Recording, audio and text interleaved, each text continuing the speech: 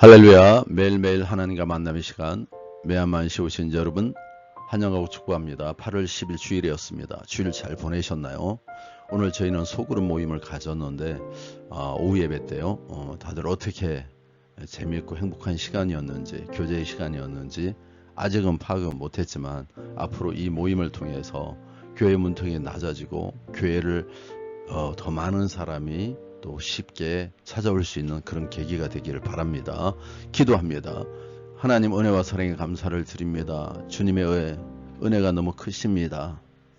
날마다 크신 은혜 가운데 살아감에도 불구하고 그 귀함과 소중함을 일치 잃어버리고 깨닫지 못하고 있을 때가 있었습니다.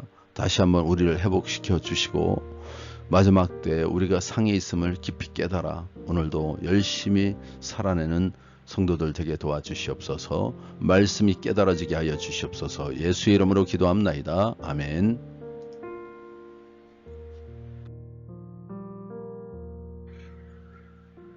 오늘 본문은 스가랴 5장 1절에서 11절 말씀입니다. 성전보다 성결이 먼저라는 제목으로 말씀 나누겠습니다.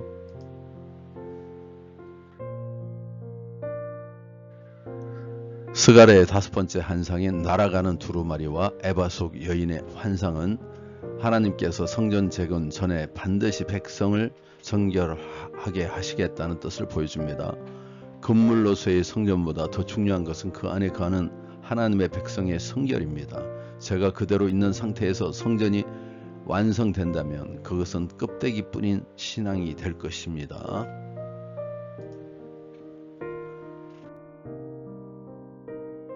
1절에서 4절입니다. 내가 다시 눈을 들어 본즉 날아가는 두루마리가 있더라. 그가 내게 묻되 내가 무엇을 보느냐 하기로 내가 대답하되 날아가는 두루마리를 보나이다.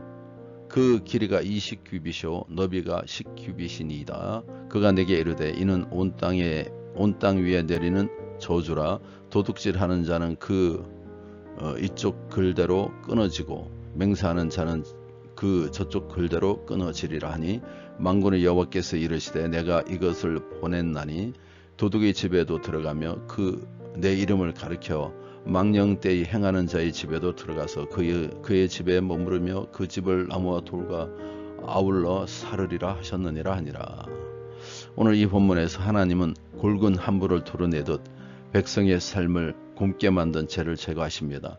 날아가는 두루마리의 크다는 크기와 그 속에 적힌 저주는 죄를 제거하고 백성의 삶을 재건하겠다는 하나님의 의지를 보여줍니다. 두루마리는 하나님의 의지를 모든 사람이 볼 수 있도록 펼쳐진 채 곳곳을 날아다닙니다. 죄의 청산 없이 거룩한 공동체를 이룰 수 없고 정결의 가정 없이 하나님과의 바른 관계를 맺을 수 없습니다. 죄 지은 자를 우리 하나님은 찾으십니다. 하나님의 저주가 적힌 두루마리는 도둑의 집으로 망령되이 맹세하는 자의 집으로 들어가 그들의 죄를 물으십니다. 하나님이 계시지 않는 것처럼 죄를 지을 수 있지만 하나님 앞에 감출 수 있는 죄는 단 하나도 없음을 여러분 기억하시기 바랍니다.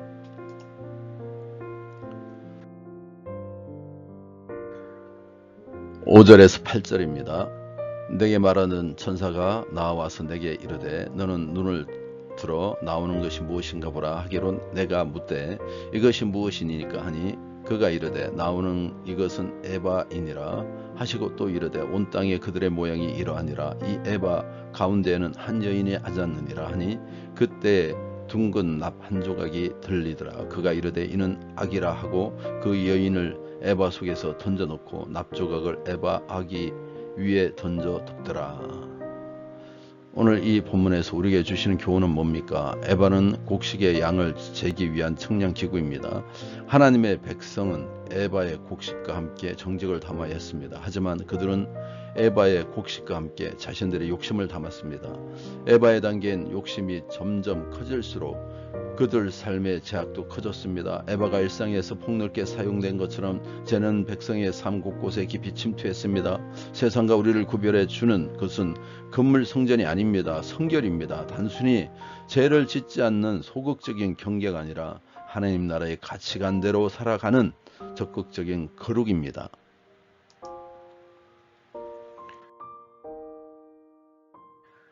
9절에서 11절입니다. 내가 또 눈을 들어본 적 두 여인이 나오는데 학의 날개 같은 날개가 있고 그 날개에 바람이 있더라. 그들이 에바를 천지 사이에 들었기로 내가 내게 말하는 천사에게 묻되 그들의 에바를 어디로 옮겨 가나이까 하니 그가 내게 이르되 그들이 시날 땅으로 가서 그것을 위하여 집을 지으려 함이니라. 준공되면 그것이 제 처소에 머물게 되리라 하더라. 에바를 먼 시날 땅으로 이동시키는 것은 유다 백성의 삶에서 죄를 멀리 보내므로 백성을 정결하게 하시겠다는 하나님의 의지입니다. 이는 죄악으로 물든 삶이 다시 거룩으로 물들고 죄로 채워진 삶이 다시 율법으로 채워지길 바라는 하나님의 마음을 보여주고 있습니다.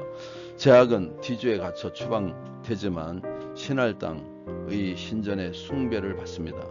그리스도의 십자가를 통해 죄에서 해방되었다고 말하면서도 몰래 죄를 자기 신전에 모시고 살면 여전히 바벨론에 속한 사람입니다. 내 삶에 죄의 영역을 조금 더 남겨두어서는 안 되는 것입니다.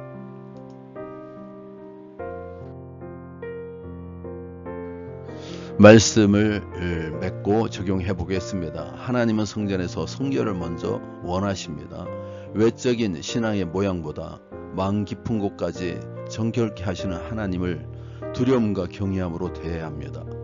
죄의 작은 틈도 남겨두지 않고 날마다 십자가 앞에 나아가 죄를 인정하고 회개하며 하나님 나라의 거룩한 백성으로 살아가야 합니다. 오늘 우리가 죄를 멀리하고 말씀과 성령 안에서 거룩함을 지키는 삶을 선택해야 합니다. 성결의 회복이 곧 성전의 영광이며 진정한 성전 되는 것입니다. 기도하겠습니다. 은혜와 거룩하신 하나님, 우리 교회가 건물의 화려함보다 성도의 성결을 먼저 세우는 공동체가 되게 도와주옵소서. 날아가는 두루마리처럼 우리의 숨은 죄를 드러내시고 에바를 신할 땅으로 옮기듯 우리의 삶의 죄를 멀리 제거하여 주옵소서. 우리 각자가 마음의 성전을 깨끗하게 하여 말씀과 성령의 기름으로 충만케 하시고 하나님 나라의 가치관대로 살아가게 하여 주시옵소서. 죄의 틈을 허락하지 않고 거룩으로 구별된 주님의 백성으로 살아가게 하여 주시옵소서.